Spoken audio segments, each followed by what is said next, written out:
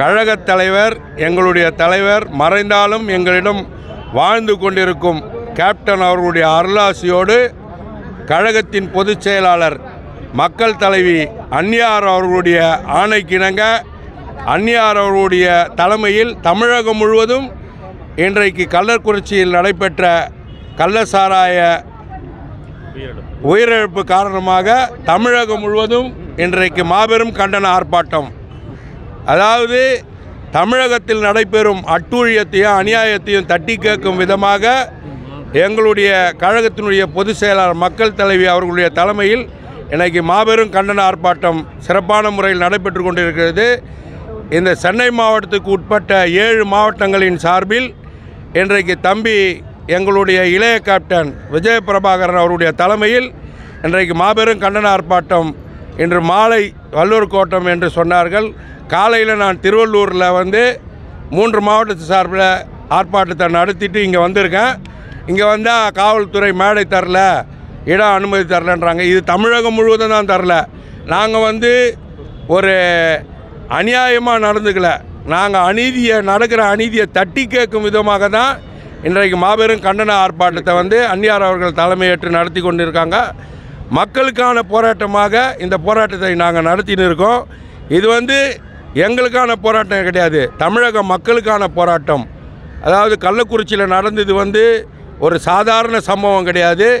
இன்றைக்கி பெருமளவில் எப்படி அரசு அனுமதியோடு நல்ல சாராயம் விற்குதோ அதே போல் இந்த அரசு அனுமதியோடு தான் கள்ளக்குறிச்சியில் கள்ள சாராயம் விற்கிறாங்க. அதை குடிச்சிட்டு தான் இன்றைக்கி பல்லாயிரக்கணக்கான மக்கள் அங்கே பாதிச்சிருக்காங்க. அதை குறித்து அன்னியார் அவர்கள் இந்த ஆர்ப்பாட்டத்தை அறிவித்தாங்க. கள்ளக்குறிச்சியில் இன்றைக்கி அரசு சொல்லுது 58 பேர் மரணம் அடைஞ்சிருக்காங்கன்னு. நாங்கள் சொல்ல, ஊடகமும் தமிழக அரசும் தான் சொல்லுது இந்த வார்த்தையை. இன்னும் பல பேர் அபாய கட்டத்தோடு இருக்காங்க. பல பேர் கண் பார்வை இழந்திருக்காங்க. பல பேர் கை கால்களை இழந்திருக்காங்க. பல குடும்பங்கள் சீரழிஞ்சிருக்குது. கள்ளக்குறிச்சி மாவட்டத்தில் கருணாபுரம் என்ற கிராமமே சுடுகாடாக மாறிக்கொண்டிருக்கிறது. ஆகையால் வரும் காலகட்டத்திலாவது இந்த தமிழக மக்கள் வீழ்த்து கொள்ளாவிட்டால் தமிழ்நாடே சுடுகாடாகும் இந்த ஆட்சியில் என்பதை தெரிவித்துக் கொள்கிறேன். 10 லட்சம் வழங்குறத கூட எங்கள் அன்னியார் என்ன 10 லட்சம் வழங்குறத தடை செய்கிறாங்களா அப்படின்னு சொல்லி ஒரு சில ஊடகங்கள் கேட்டாங்க.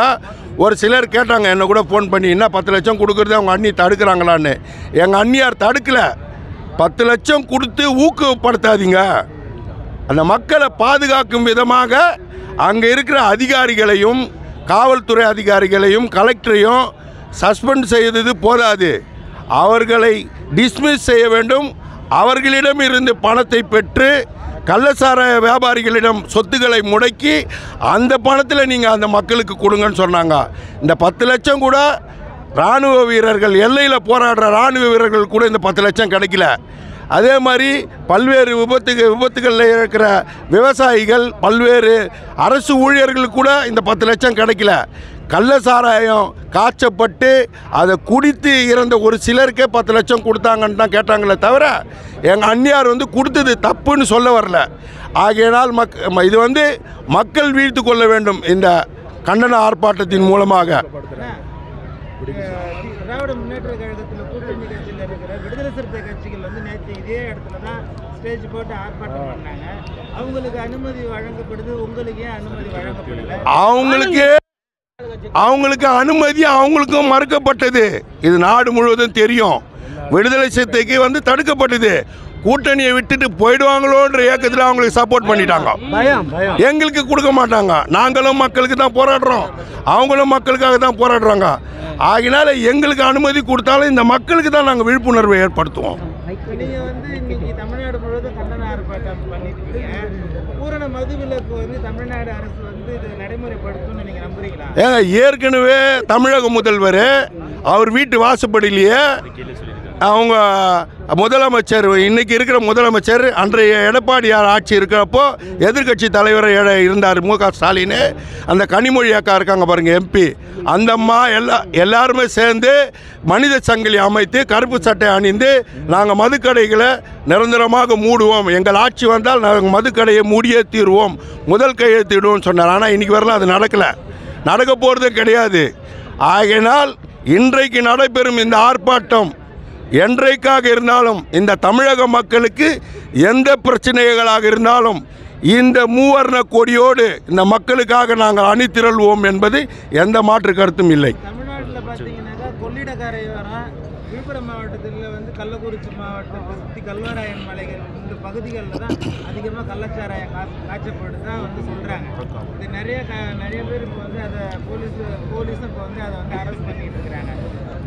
அந்த பகுதிகளை சுற்றி ஏன் வந்து அரசு வந்து எந்த நடவடிக்கையும் அந்த காலமாக எடுக்காது?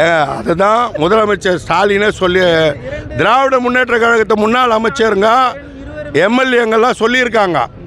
இந்த 58 பேர் உயிரிழப்புக்கு நாங்கள் பொறுப்பேற்றுக்கிறோன்னு சொல்லியிருக்காங்க. அதுபடி மாற்று கருத்து வேறு என்ன இருக்குது?